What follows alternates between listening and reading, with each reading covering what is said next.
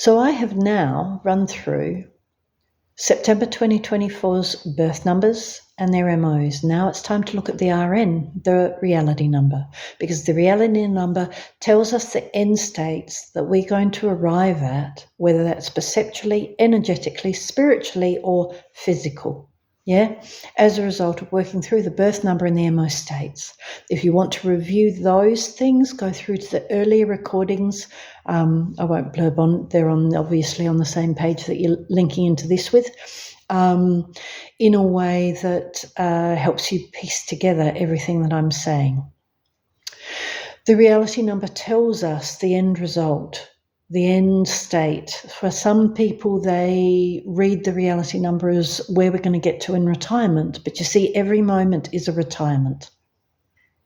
Every moment is the end of everywhere we've just been and the beginning of somewhere else, or the moment just before somewhere else begins. Every September brings us a reality number of 49, which reduces to 4. In September 2024, we also see a specific reality number of 2176, which reduces to 7. And 2176 adds down through 16 to get to the 7. So we've got a quasi 16, 7, and that's powerful as well. It's another master number. 49-4, in a sense, it's the combination of the birth number generic 9 and the generic MO of 44. So I've already talked about 4s and 9s in the other recordings, yeah? So have a look at that. But at the end of the day, this month, every year, September helps us get prepared, pull things together, review our plans, review our approaches, organise well, and also prepare to launch, yeah? It helps us close off on where we've been.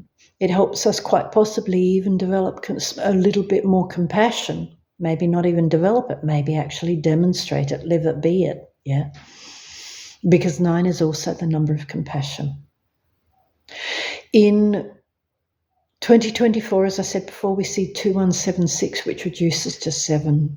So 2176 tells us that the end states we're going to come to is better relating through learning about relationship stuff again, through learning about ourselves to the next degree, through learning about mind and spiritual wisdom, spiritual practice, the importance of it, the importance of looking after it, making sure that you get a regular infusion of it, yeah, and that you don't shelve it because, hello, you've got everything else to contend with in your life.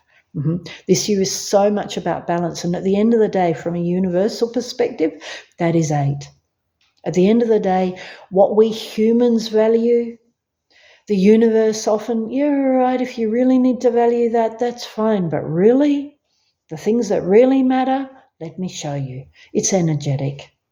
It's energetic. It's spiritual. Yeah? Now, that's not me poo-pooing physicality or material. At the end of the day, we all have goals, we all have dreams, we all have paths that we're here to fulfill, yeah, and we all have desires. So it's not about denying those things or rubbishing them, but at the end of the day, numerology is its highest level. It talks about the states that help the good stuff grow, that help the good stuff to stay in place. And when I say the good stuff, the right ways of being, the right vibes, the right atmosphere, the right end state is a felt state, because it's the felt state that doesn't lie. It's the felt state that is actually the truth. And when you feel good, when you're channeling a you that feels good, when you're living and creating a life and contributing to life in a way that feels good, you radiate good, you attract good, and therefore you help everybody else to get to that place, if only because you're setting an example and daring them to do the same. And that is 8. 8 is the dare. What is success? Success is goodness on a spiritual level.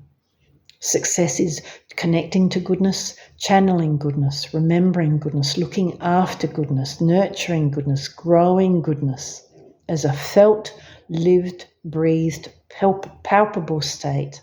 Because through that, we touch everything with gold dust. And through that, we attract the physicality, the materiality, the emotionality, the mental states. Yeah. that we know we really like to be in. So coming back to that reality number, 2176. The last bit of that 2176 is, of course, 6, and that is balance, genuineness, health. Yeah, 6 is genuineness. 6 is love, teach, serve, care. It's authenticity, because unless we're authentic, we don't get to love. We don't even pump love. We don't pump care. We pump artificial. We pump false. We pump forced, efforted, rather than just oozing out of the pores naturally. So through these states, we come to 7, we come to wisdom. Through the 2176 dynamic, we come to wisdom again. 7 is also a time, and I don't say this too often this year, which is really interesting because it's such an important point. 7 is the time I finally get it. Yeah. So in the cycle 0 to 9, 0 is nothing. Yeah. 0 is the moment before something happens. Then something happens and we move to 1. 1 is me. 1 is I exist. 1 is learning about me. Who am I? What am I? Getting connection with that, discovering self. 2 is then going public with self and socializing, finding the place, finding the fit, finding the relative distances that where love and goodness can exist. Not too close, not too far away. Having done that, we then go to 3. We get on to create, we get on and, attract the right stuff and express ourselves and trade, exchange, and make the world what it is, make life what it is.